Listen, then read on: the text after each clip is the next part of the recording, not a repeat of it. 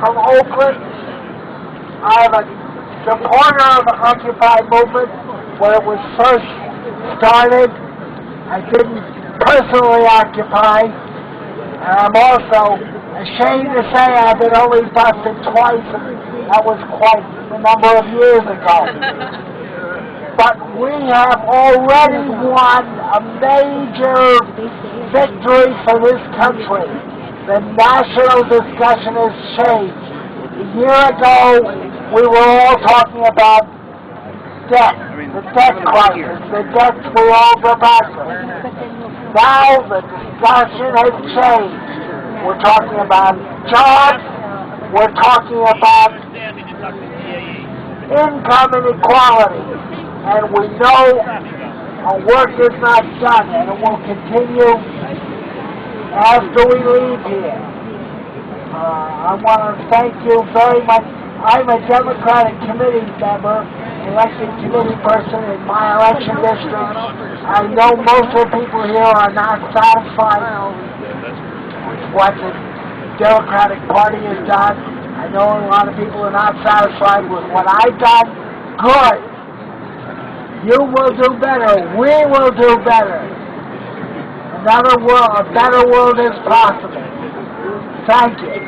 Woo! All right, John. Hey, everybody. My name is Lisa. And my husband and I have been a part of this movement. Where's Sammy? We need Sammy up here. My name is Lisa. And my husband and I have been a part of this movement since moment one, even though we haven't been camping here. We've been down as much as we down to help as much as we can. And I'll be very brief. I'm an artist and a writer, and I'm at a loss for words because, you know, he and I both come from the old punk rock movement. And we had lost a lot of inspiration in about last 10, 20 years, thinking that the spirit of youth in this country just really seems to have not been interested in anything for the common man. And we're both in our upper 40s, and he and I both, when this movement started going, we thought to ourselves, you know what, there is some hope. There is some hope for progressive youth in this country.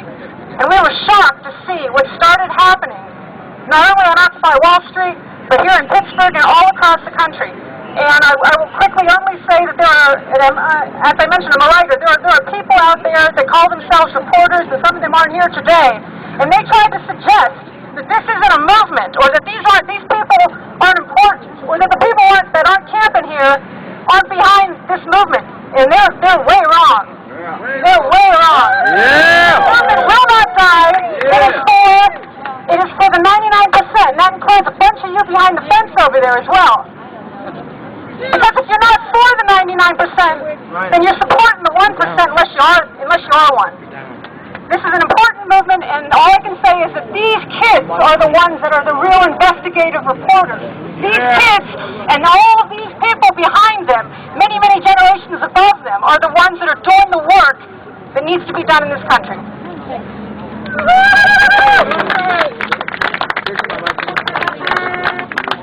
And my life is synced together with Occupy Pittsburgh. Good afternoon, everybody. How's everybody doing out there? Do we want to keep this movement moving?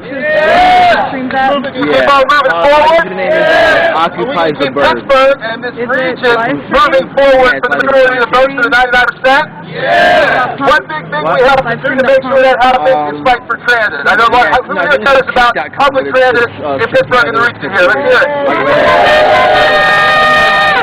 We have a serious threat to public transit in our region, and that's the governor refuses to step up and make sure it's fully funded across the state and in our region. Now today we're going to have an event at 4 p.m. Anybody know about this already? THE. The folks know the parking garage is at the corner of Liberty and 9th Avenue. Yeah, you know where it is? It's the corner of Liberty and 9th Avenue. QIK. So we're having a press conference and leafleting action at that site at Liberty and 9th today. The county executive, Rich Fitzgerald, will be there. We'll have workers and bus riders there speaking. But the press event itself will be relatively short. What we need to do is span out and in teams from that location to all the routes that are going to be threatened.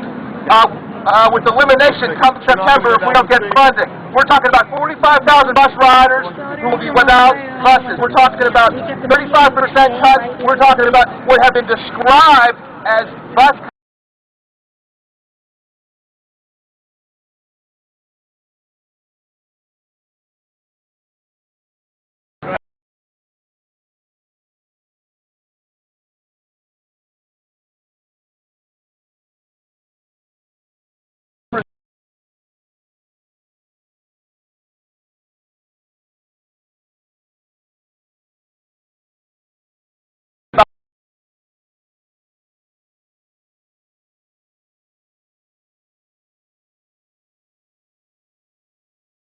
around. Look for one of these flyers. I hope to see you down there.